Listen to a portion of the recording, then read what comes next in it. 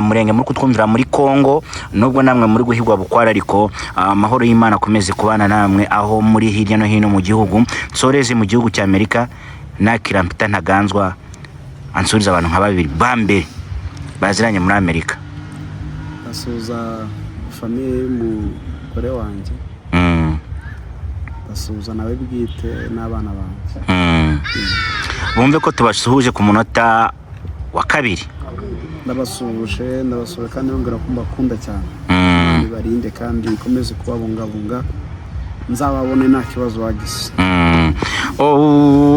aho bakuriwe visa ufite icyizere cyuko bizoroha kuba mwakongera kubonana kujya cyari cyarateganijwe biriya byavuzwe na Tarapu ariko Imana ari byindi yavuze ngo ngwiki Tarapu ari byo yavuze ariko Imana nayo hari ibindi yavuze ubwo ari byo kandi Tarapu ntago avuguruza Imana Tarapu ni umuntu ejo yahinduka ariko Imana yivuze ijambo y'ibindi sinzi impamvu numva ngifite ibintu byinshi cyo kukivugaho dufite abantu benshi bibwira ko bafite abantu nk'inshuti yego kandi abantu bafite ari abakunzi kandi umukunzi mbwira abantu badukurikirana nta mukunzi ugumaho igihe kiragera arahinduka umukunzi arahinduka umukunzi ejo yakubwira ngo sinyibirimo ntago ngihagaze mu mwanya narindimo rero ntabwo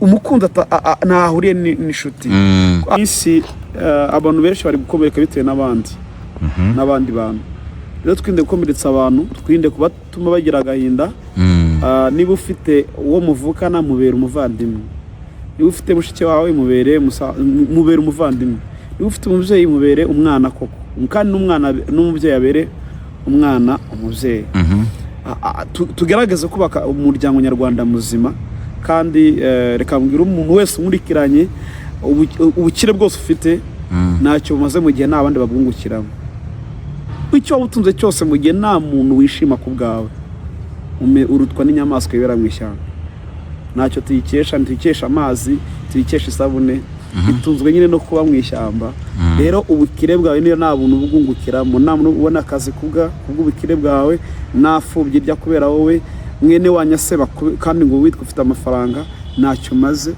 nta n'icyo umariye igihugu mvuze ikintu gikomeye kandi gikomeye hanyuma rero akantu ngiye kuvuga k'ubwenge ariko kanje mu rurimi rwawe ubundi hari ibintu ukwiye kurinda gugu uko waba usa kose uko waba uhagaze kose ibyo waba utunze byose ubushobozi bwose ufite n'izina witwa ryose nushaka uri umuyobozi ukomeye akajana amagambo uvuga agaragaza icyo ubitsa mu mutima yego ijambo ryose usohoye rigaragaza ubutunzi bwo mu mutima ufite niba ubwiye umuntu ngo uramwica tugukekamo ubugome reka mbasuze kandi mbifuriza amahoro y'Imana ishya n'ihirwe mu buzima aho muri hirya no hino mu gihugu cy'u Rwanda mwe muduteze amatwi mudukurikiye aho muri hirya no hino abari mu majyepfo amajyaruguru iburasirazuba n'iburengerazuba by'umwihariko ari mu mujyi rwagati wa Kigali sinasoza cyangwa se nkomeze kuvuga ntasuhuje abantu bari kutwumvira Australia Ubushinwa reka nsuze n'ingabo z'u Rwanda ziri muri Gabo bavana Gabo dore mwongero n'ibindi n'abari muri Central Africa bene wacu bari b'abanyamurenge muri kutwumvira muri Kongo nubwo namwe muri guhigwa bukwara ariko amahoro y'Imana akomeze kubana namwe aho muri hirya no hino mu gihugu soreze mu gihugu cya Amerika nakira mpita ntaganzwa ansuriza abantu nka babiri bambe baziranye muri Amerika asuza famille y'umugore wanjye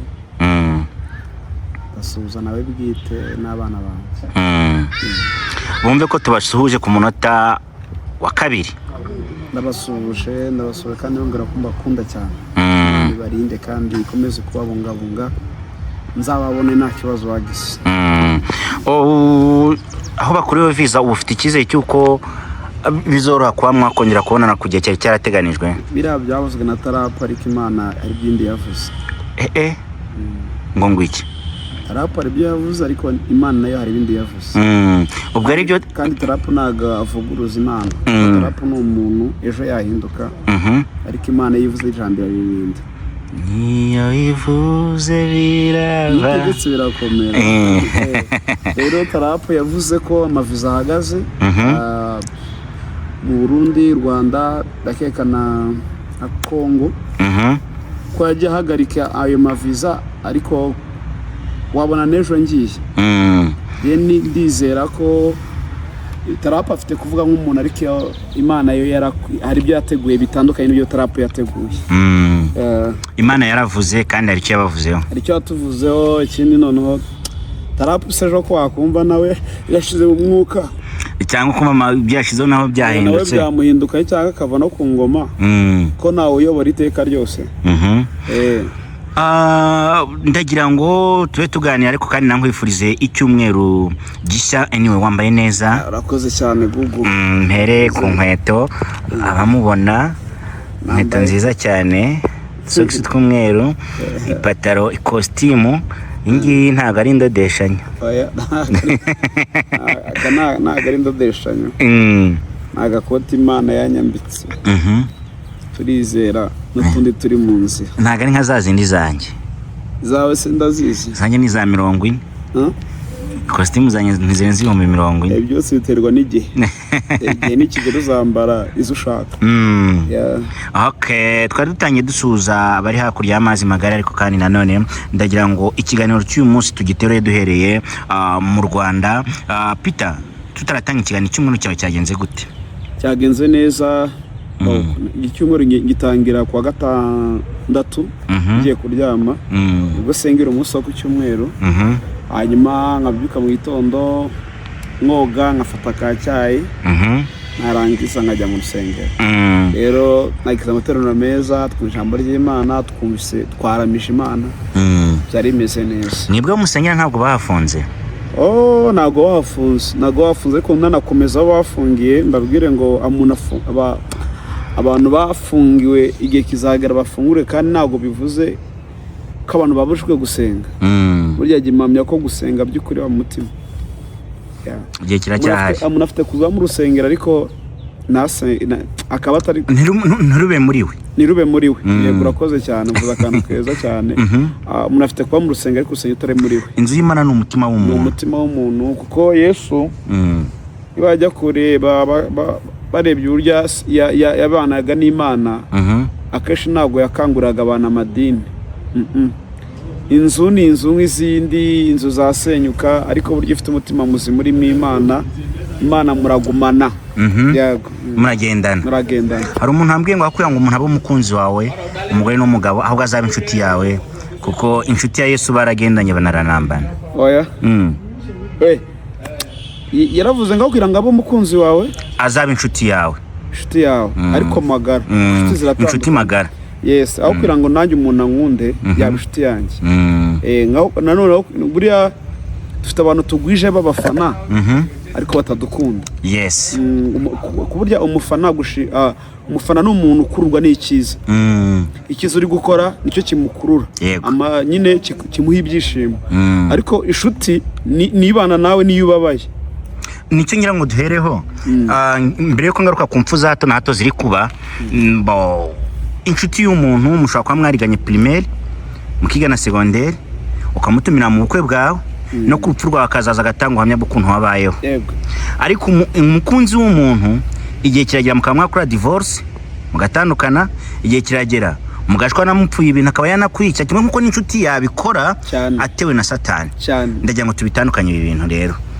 Buriya inshuti, nigeze nasoma mu mwandiko w'uyu mugabo wari ufite inshuti nyinshi, yibwira ko afite abantu benshi bamukunda. Yego. Noneho we afata umwanzuro ngo yice ihene, hanyuma yishyira mu ngobyi, ahamagara ba bandi, agera ku muntu wa mbere, ati mbabariza untabarinisha umuntu, tugenda tujye kumuhisha. Aravuga ati wapi, niba ari uko uteye ntabwo inshuti yanjye, ibyo bintu sinabana nawe. Bose ngarabaheza, hasigara umuntu umwe wa nyuma. Niwe wavuze ngo uyu muntu mukunda by'indani, n'inshuti yanjye by'indani magara, ikibi cye ni ikibi cyanjye. Mbega simunamukunze ko twasangiraga ibyiza. Afata umwanzuro, baragenda bahekana iyo ngobyi, azi ko ahetse umuntu wapfuye, bageze hirya umugabo aravuga ati reka duture, azana ikibiriti bacana umuriro, afanamo ya hene barayotsa barayirya. Ati ikintu ushaka kumenya, ndashaka kureba niba nari kwibeshya, ndashaka kumenya koko inshuti yanjye nyakuri. Rero inshuti itandukanye n'umukunzi. Umuntu wagukunze, umuntu wagukunze afite gukurwa n'amarangamutima. Icyo utunze n'icyo ufite. Yego, ibyo utunze ibyo agukuraho akagufata nk'igisheke. Igisheke burya ntabwo ari uko tugikunze cyane, dukunze agasukari kavamo. Yego, sinzi niba ubyumva. Abo twita inshuti cyane tuba twarakuranye mu bwana kugeza hejuru, tumarana igihe kinini. Ariko umukunzi, uzi impamvu bavuga ngo umubyeyi bigaragara ko ari umubyeyi n'itandukaniro rye n'abandi. Iyo umwana wari mu bintu byatuma abandi batamwihanganira, iyo bavuga ngo uyu muntu agaragaje impuhwe za kibyeyi, agaragaje impuhwe za kibyeyi ku mwana we. Rero umukunzi ni umuntu kuba wamamagara mu rugo ufite agafata tukagasangira, kuba yaba afite bizinesi runaka kamakazi, yes ndagukunda ko aricyo ndi kugukuraho. Yego, uri kumva. Ariko nzaba inshuti yawe by'ukuri, kuko nzaba inshuti yawe one day mu gihe uzaba wumva ahubwo ari wowe unyeneye, bitewe n'igihe kitari cyiza ugize gute urimo. Iki kintu ndumva sinzi impamvu numva ngifite ibintu byinshi byo kukivugaho. Dufite abantu benshi bibwira ko bafite abantu nk'inshuti. Yego, kandi abantu bafite ari abakunzi. Kandi umukunzi, mbwira abantu badukurikirana, nta mukunzi ugumaho. Igihe kiragera agahinduka, arahinduka. Umukunzi arahinduka. Umukunzi ejo yakubwira ngo sinyibirimo, ntabwo ngihagaze mu mwanya narindimo. Rero ntabwo umukunzi ntahuriye n'inshuti. Akenshi dufite abantu bagiye bakundana kuko basanga ifi, bagiye ku kivu bagasangira inkoko, bahuriye mu kabari, bahuriye mu rusengero, bahuriye. Inshuti nyashuti, Bibiliya irabivuga, inshuti gukunda ibihe byose. Kandi umuvandimwe avukira kuri abandi makuba. Birasobanuye ngo inshuti nibana nawe mu gihe cyose, waba uri mu bihe byiza, waba uri mu bihe bibi, waba urwaye, waba uri muzima, waba ukennye, waba ukize. Ariko umukunzi agukundira isukari, agukuramo icyiza kubonaho. Yego, icyiza ntabwo agukundira defo. Ntabwo akunda defo yawe, ituma guhunga ahubwo. Uzumva benshi bamanitse amaboko ngo tuzabona akaramata, ejo bagasaba divorce. Yego, kukire divorce. Ubundi reka abana abantu dukurikiranye turi kugana ku musozi w'iyintu uzarumbwiye, aho kugira ngo mugwize abakunzi, ahubwo mugwize inshuti. Mugire inshuti. Dufite abantu benshi batwitirira ko badukunda, ariko ntacyo batumariye. Hari indirimbo nzibuka neza ngo niyabadiwe cyane niyabaki, nta nshuti nziza nka Yesu. Yego, nuko nayo ni indirimbo mu gitabo, nta nshuti nziza nka Yesu. Niwe nshuti iruta izindi. Wagukunda ufite defo, Yesu. Dufite abantu bafite imyumvire, reka nkavuge, ndaza sinzi ukuntu nagasobanura. Bafite defo badukunda kuko hari ibyiza badukuraho. Yego, icyo batubonaho cyangwa icyo tubamariye. Niyo mpamvu usanga akenshi baduharaye, kubera ko aribyo twabahaye bari bakeneye. Yego, byamara kubura abantu bakakuza. None se uzi ko hari igihe umuntu, urugero sunyakiriye, turi kuganira hano, ndi umunyamakuru, ejo nzahostinga umuntu muhamagare gutyo aze tuganire. Uzi ko burya impamvu mvuga ko harimo ikibazo mu gukunda, umuntu umuhamagara afite miliyoni 100 ukamukunda, urumva? Ejo haza umuntu ufite miliyoni 500 nawe ukamukunda. None rero ikintu gitangaje, ibyiciro byabo biba bitandukanye uko bafata. Yego, uri kumva? Kubera ko afite icyo arusha undi, hari ukuntu umupushinga. Kubera ko runaka afite weakness runaka, atangana na runaka, hari ukuntu ajya inyuma. Rero twitonde, aho kugira ngo tugwize abakunzi benshi, ahubwo tugwize inshuti. Niyo kandi yaba inshuti imwe cyangwa ebyiri, iruta abakunzi 1000. Yego, icyo nacyumva. Inshuti kubikira ibanga, inshuti irakuzigama, ni guhunga. Niyo uri muri risk, uri mu bibazo, uri mu kaga, ntabwo guhunga. Ariko umukunzi we agukundira ibyiza nyine uzabona agiye mu isoko ngo iyi nkweto nayikunze ariko iyi shasha yijugunye niko bimeze. Wumva umuntu agiye mu isoko ngo iyi modoka agiye majerwa ngo iyi modoka nayikunze ariko iyi shaje nagaguma kuvuga ko arajugunya nyine agashaka indi. Peter, ibi tubihuze n'ubushuti bwa Eric na Mugisha washyinguwe. Mugisha aravuga ngo ntabwo yari yagambiriye kumwica, ariko aravuga ngo yemere. Ubundi hari umuntu upfa gutinyuka akavuga ngo nayo nagambiriye kumwica? Hari umutinyuka kubivuga ibyo bintu? Giye muri nuza muri kwivuga kwanjye n'ubundi niyo yavuga ngo yagambiriye kumwica cyangwa se ntabwo abigambiriye, n'ubundi umuntu yarapfuye kandi yari yabivuze. Kandi none ikindi akarenza umuntu akarushya amagara kandi nk'amata yamenetse hasi. Ubwo nyine aba yataha agaciro. Niba wavuze ijambo rimwe ururimi rwawe ubundi hari ibintu ukwiye kurinda. Gugu uko waba usa kose, uko waba uhagaze kose, ibyo waba utunze byose, ubushobozi bwose ufite, n'izina witwa ryose, nushaka uri umuyobozi ukomeye akajana, amagambo uvuga agaragaza icyo ubitsa mu mutima. Yego, ijambo ryose usohoye rigaragaza ubutunzi bwo mu mutima ufite. Niba ubwiye umuntu ngo uramwica, tugukekamo ubugome, ariko ubwiye umuntu ngo uzamugira neza, tubonamo ubyiza nyine. Rero yari yavuze bwa mbere, kandi yaranavuze ati yagiye mu modoka abivuga. Yagiye mu modoka abivuga afite kamere idasanzwe. Kandi yari n'ubwiye mbere ataraza ahubwo arongera bisubiramo. Rero genekereza byavuga byose ntago ndi bubitindaho kuko n'ubundi nyakwigendera yagiye. Imana ikubuze mutuza heza, natwe tuzagenda kandi no bamwishe na wazapfa. Mu mboni yawe ejo bundi yaraburanye ifungwa n'ifungurwa iri kimwe, ariko munaga kwe kwicara akigihana. Umuntu naranabora utangiye kuburana ngo bafundekwe. Ntabwo ari yabigambiye cyane ko ngo bari inshuti. Kuba uturi inshuti none ko bafata umubyeyi wishe umwana bakamufunga yaranamubyaye, ko bafata umugabo wishe umugore bakamufunga barasize baranabyaranye. None se ko umuntu wishe umupolisi akamugonga bagiye kumufungura? Showase uramuzi DJ Tox? Urabihamye ko bagiye kumufungura? Yagonze umupolisi arapfa, none ari kuburana avuga yuko nyine urabihamye ko bagiye kumufungura. Umva ingingo ziri ari kuburanisha ngo icyambere afite ababyeyi be baba hanze y'igihugu kandi ngo arwaye stroke. None uwapfuye se ni ukiza stroke? Icya kabiri ngafite business agomba gukurikirana. Ariko mana yanjye ntugakene ku bantu bapfu, ntugakene kumushinyagurira abantu. None se uwapfuye we na business ari guhagara ntabwo ari umuntu w'igihugu se? Icya gatatu ngafite umwana mutoya agomba kwitaho. Hanyuma uwapfuye ntabwo ari kuzabyara se? Ahubwo ababyeyi bafunganwe n'abana babo muri gereza. Niba bashaka reka mbireke kuko ntago nibaza niba umuntu atekereza irumvize ingingo ari gutanga.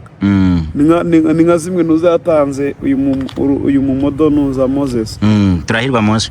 Dufite business hanze, dufite ibikomeye, ati mwandekura none. Ariko ni ikihe gitambo cyo kwica umuntu gihaba so guhanwa? Ariko ntago no guhanwa nubwo igihano cy'urupfu twe kitari kiriho mu Rwanda cyakuweho. Nyine wowe wishe umuntu nunasabye imbabazi hawe uri guhakana ngo ngabarizwa n'ibihano n'umuntu naranabora ndugu yaho abantu baracyuzuye agahinda. So ntago ndi bubitindemo. Kuri wowe yarakwiye gusaba imbabazi? Kuri igihe yarakwiye kwemera icyaha then akasabiye imbabazi. Iki imiryango ye ikegerana n'umuryango wa nyakwigendera bakaganira, urumva. Hanyuma burya hari ukuntu wegera umuntu ufite n'igikomere wamuteye kikanagikira gahoro gahoro. Uri kumva? Ntabwo bazigera bibagirwa ko umwana wabo yapfuye. Turimo kumva impfu za hato na hato ziri guturuka ku bantu, umwe akica undi undi akica undi, mu gihe impanuka ziri kugabanuka zitakiri cyane ziri guhitana abantu. Agataho reka mvuge kano kantu nabonye kabana abajura bagabanyije kwiba.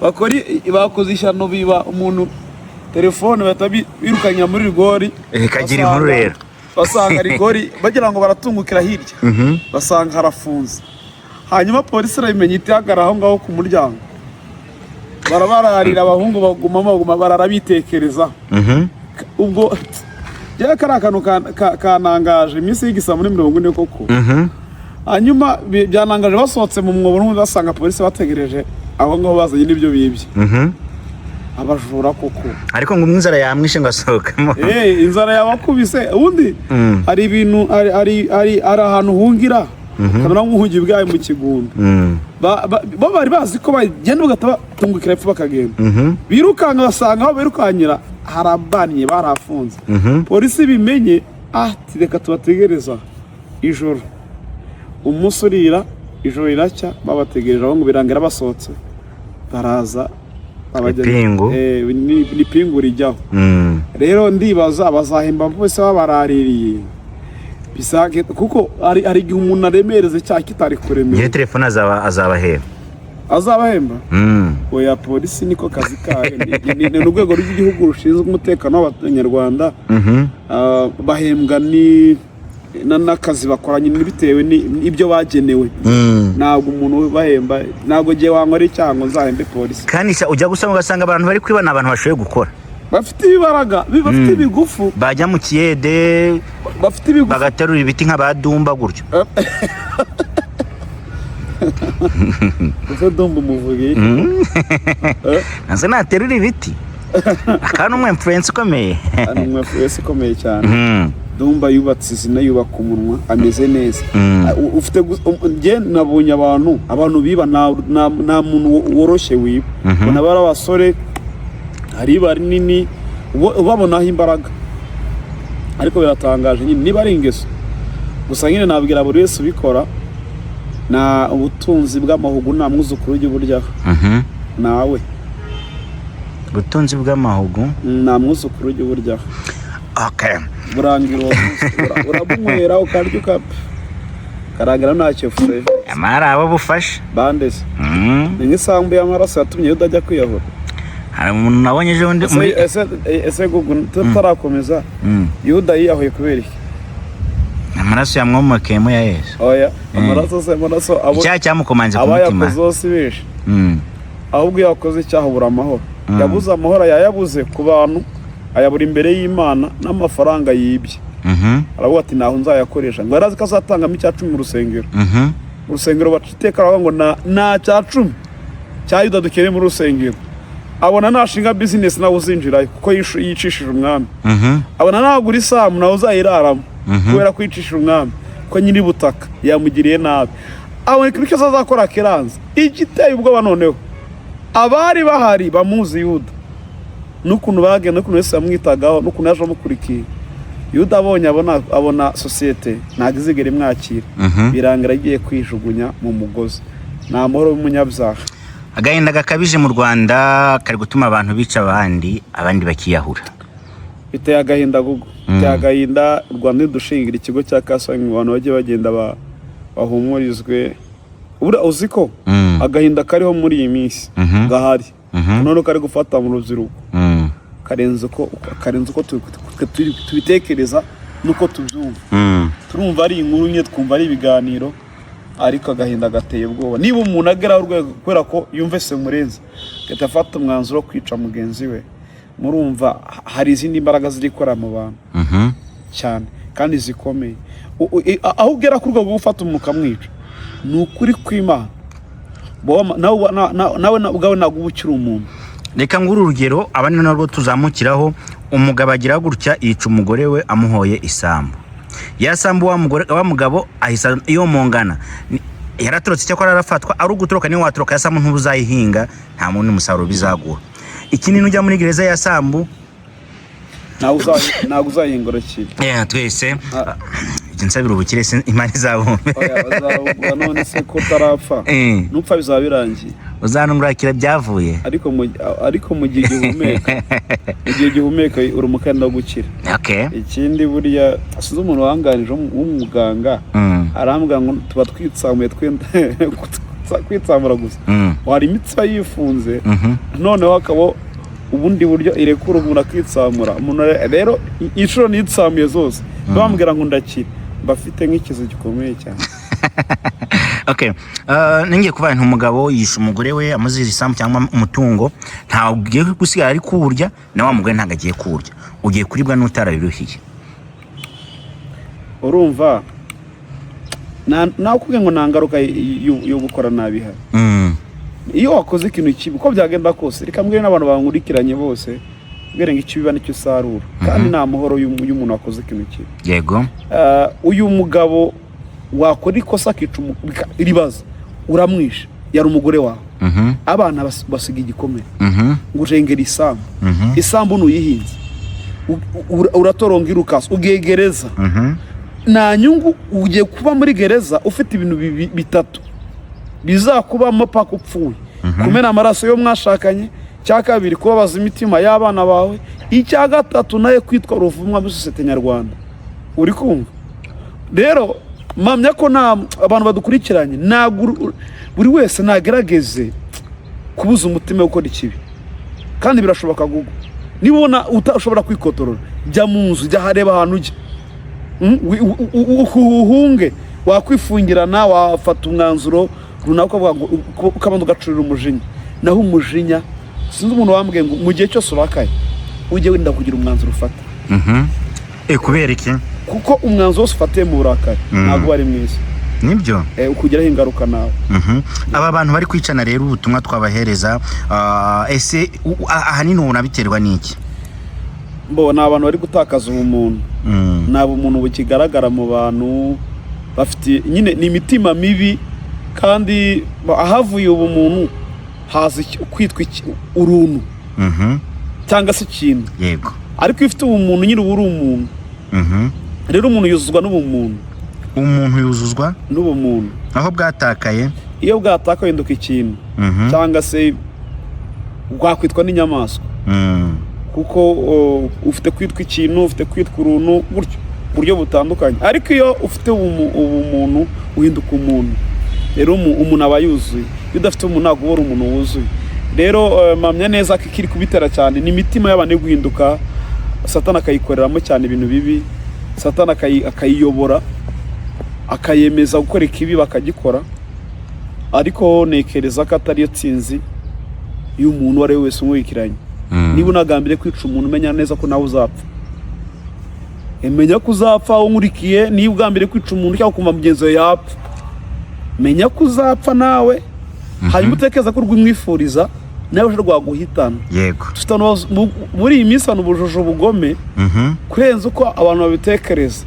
Hari abantu bafite ubugome bukomeye nibo basebanya, nibo bangana, nibo bifuzanya ibibi, nibo bagirana ishyari. Abantu nibo bari kwa guteza abandi guhunga, kubura amahoro. Rero dusaba Imana iduhe umuntu nibwo tuba abantu bazima bazasiga inkuru nziza imusozi. Aho kugira ngo nzapfe vuga ngo runaka yisha umuntu, uzapfe byibura hari igikorwa cyiza ugira gute witirirwa wasize. Tugana ku musozo ndagira ngo tugaruke kuri aya magambo. Ese urupfu ruratubabaza? Uratubabaza? Nta muntu utabazwa n'urupfu. Nawe buriya mu bizera bazi ko umuntu apfuye abaruhutse. Ariko nimusoma ijambo ry'Imana muzasanga Dorokasi yarapfuye bakarira. Kwera imirimo myiza yagize gute? Yakoze. Lazaro yarapfuye bararira. Kwera imirimo myiza yagize gute? Yakoze. Ariko hari abapfuye abo ntibarira. Ariko na Bibiliya yavuga ngo abazima bazi ko abazima tuzi ko tuzapfa, ariko abapfuye ntacyo bazi. Umuntu wapfuye abaruhutse. Uri kumva? We idiregita ako kanya kimara guca mu mwuka hari biba birangiye atongera guhangayikishwa nabyo. Twe dusigaye tuba dusigaye duhangayitse tunababazwa n'ugiye. Sinzi ni kira uyu muhungu bamwita ngo Kinyangwema niba ari inde uyu muhungu wo mu nkambi wagiye muri Canada. Kigogwe comedy cyangwa oya uyu ari umuhungu rwose ukunda kuvuga amagambo akomeye, niba ari Kinyangwema sinzi uzamubona. Ni umuntu wavuye mu biyobyabwenge yaviwawa, ari kuri YouTube abantu bari kumukurikirana, ariko mu bintu avuga wumva avuga amagambo y'ubwenge. Yaravuze ngo abakaravuze nk'utebya, ariko ngo mureke nibereho, ngo ni umuntu apfa bakarira ngo kandi bo ngo uyu umuntu apfuye abaruhu. Akomaze iminsi ndi kumubona nuko ntamwitayeho, ariko ndi mu nzira tu ndaje ndamukubwira niba ari Kinyengo urumva aravuga ati niba umuntu apfa bakarira kandi bavuga umeze nk'ibizarre ubona umugi rwishe aho ngaho, ariko ubu amateka arahindutse, ibera Canada ameze neza. Arikumva yabaye no mu content creator ukunzwe cyane. Arikumva akira n'igihe cy'umuntu, hari igihe kiri Imana ikakumurikira ambisha muri ryose uvuze rigakunda abantu bakaryumva. Rero yaravuze ngo niba umuntu apfa bakarira ubwo ngubwo aha n'abagiye ni heza. Urumva nk'ubu nkanjye shingiye ku ngenekereza wenda baza wabonagire neza bazarira, ariko numva nabasobanura hazagirurira, ahubwo bagashyiramo ngisirimba ndimo zo kuramya bagashima Imana nyigendera. Rero abantu barizwa n'ikiza wakoze, n'ishusho wabasigiye nziza. Warangiriye nabi gugapfa cyangwa nabona genda kumitana ugapfa, ntago nari uzabona urasa umusirikare uhanganye n'undi avukoze muri chamber yenda kumenana umutwe, iyo amukubise ararira, iyo murashararira agapfa. Tugana ku musozo, ejo bundi mu nama y'umushyikirano Bruce Melody ati imbuga nkoranyambaga kandi nawe wazigezeho rwose. Perezida amusubiza uburyo wamusubije, wumvise bitanga icyizere ukurikije ukuntu muzehe iyo avuze ikintu agikurikirana. Muzehe ahubwo ngiye kurukoresha urubuga nkoranyambaga kuba muzehe yaruvuzeho, ahubwo abantu bafungure TikTok, nkore kuri YouTube cyane, na Twitter, Instagram, byose dukore, kuko niba umusaza duha uburenganzira kuvuga ngo ahubwo kubera iki nyine bitatubyara umusaruro. Ni ukuvuga ngo ibyo twakoraga tuvunikira ubusa bigiye kuduha umugati, kuko uw'Imana yaremye ngo ayahagarare mu Rwanda, uwo yashyizeho ngo ahagarare Imana, umusaza yavuze ngo kubera iki, kandi yavuze ko ari akantu wagiye uvuye abantu barabatekereza bati wa mugani kubera iki twagomba kuvunikira ubusa kuri YouTube twirwa tuvuga gutya duha abantu ibintu by'ubwenge. Harabura iki ngo tudakora tutabona umusaruro, kubaka amazu. Niba twarabonye Speed aza mu Rwanda tugakangarana, kandi ibihumbi mu mukikirana byinshi ni by'iwabo, umuhungu yateye imbere, kuki mu Rwanda batabishyiramo imbaraga ku buryo ibintu byose bikurikiranwa, kandi abantu benshi bakurikirana nyine nabi wabo, twebwe tutakurikiranwa se none ngo duhembe kandi tubona amafaranga. Kandi birashoboka cyane mu gihe abantu bicara bakabitekerezaho, bakabiha umurongo, bagafata ingamba nshya zatuma bya bintu bigenda bitanga umusaruro ku babikora, yende neza, cyane cyane ku buyobozi bwiza baba birimo. Hari ikindi umva tutavuzeho twavugaho Peter? Ikintu nashaka kuvuga je, ariko nikindimo ntabwo wenzi ukuri gutekerezaho wigira byinshi. Ikintu numva navuga aya masaha, kwitwa no kuba biratandukanye. Kumbwira ko uri inshuti yanjye cyangwa se nkunda, gerageza bigaragarize mu bikorwa. Si niba ukunda umuntu mwereka igikorwa ukihumeka. Ikindi buri wese agerageze arinde umutima we, kandi buri wese asaba Imana imuhe umuntu, kuko muri iyi minsi abantu benshi bari gukomereka bitewe n'abandi bantu. Rero twinde gukomeretsa abantu, twinde kubatuma bagira agahinda. Niba ufite uwo muvukana mubera umuvandimwe, niba ufite mushiki wawe mubere umuvandimwe, niba ufite umubyeyi mubere umwana koko, kandi n'umubyeyi abere umwana umubyeyi. Tugerageze kubaka umuryango nyarwanda muzima, kandi reka mbwira umuntu wese umurikiranye ubukire bwose ufite ntacyo bumaze mu gihe nta bandi babwungukiramo. Icyo wabutunze cyose mu gihe nta muntu wishima ku bwawe, urutwa n'inyamaswa yibera mu ishyamba. Ntacyo tuyikesha amazi, tuyikesha isabune, itunzwe nyine no kuba mu ishyamba. rero ubukire bwawe niyo nta buntu bwungukiramo, nta muntu ubona akazi kubw'ubukire bwawe, nafubye irya kubera wowe mwene wanyaseba kandi ngo witwa ufite amafaranga ntacyo maze na nicyo umariye igihugu. Mvuze ikintu gikomeye kandi gikomeye. Hanyuma rero akantu ngiye kuvuga k'ubwenge ariko kanjemo, nakurama kudapfa. Ugerageza ukore nk'umuntu uzapfa, ukore neza, uzasige urwibutso rwiza. Ikindi, nta muntu ukomera n'umwe muri iyi si, akomera igihe harimo. Igihe kikwita izina, igihe kiragusuzuguza, kikanakubahisha. Hanyuma icya gatatu mu byo nari nateguye kuvuga, amahirwe y'umuntu ukiri hasi ni ukuzamuka, ariko ibyago by'uwazamutse ni ukumanuka. Niba ukize, gerageza ubane n'abakene, kuko ejo wakena wari umukene agakira. Imana ibahe umugisha. Tugushimiye cyane Peter. Murakoze cyane. Kandi mwe muduteze amatwi muri mu Rwanda n'abari hanze y'igihugu, ukeneye kugira support utanga cyangwa se ukeneye kugira ngo umusanzu wawe utugereho kuri Iris Rwanda, cyangwa se ukeneye kubana na Ntaganzwa Peter, nimero zirasi mu kiganiro kuri pin hasi ndazipiningaho kugira ngo mukomeze guhabwa umugisha n'Imana. Ariko kandi nanone wanakwandika 078 ya Peter. Yego, 82 641 772. Munyereke ko munkunda nyiri muzima nshuti yanjye. Yes, kuba ranze ugiye kumwandikira ongeraho umusaraba 250 ubundi ukomeze ibintu byose. Banyereke ko bankunda nyiri muzima burya guku. Iyo umuntu yapfuye ntaki ni indabo bari kuzama ndi ku gituro bakora emoji. Bazohereza ubungu bambare neza. Bambwire ko bankunda, bamblessing uburyo bumwe cyangwa se ubundi. Kandi numva yakabaye filimi gugu ndabisabye ndi hano tubonye umuterankunga akadufasha tugategura filimi ijyanye no kwereka abantu ko tubakunda bakiri bazima. Zafubyi tukanika script babandi gutya, babandi bari mu bitaro bamwe batarashamuka. Tugerageze kwera kugaragaza ikintu gikomeye tubikorera abantu bagihumeka, kuko gugu ntago nakura ko ngukunda wamaze kugenda. Mana bamugisha amagambo bari menshi. Zaurakoze.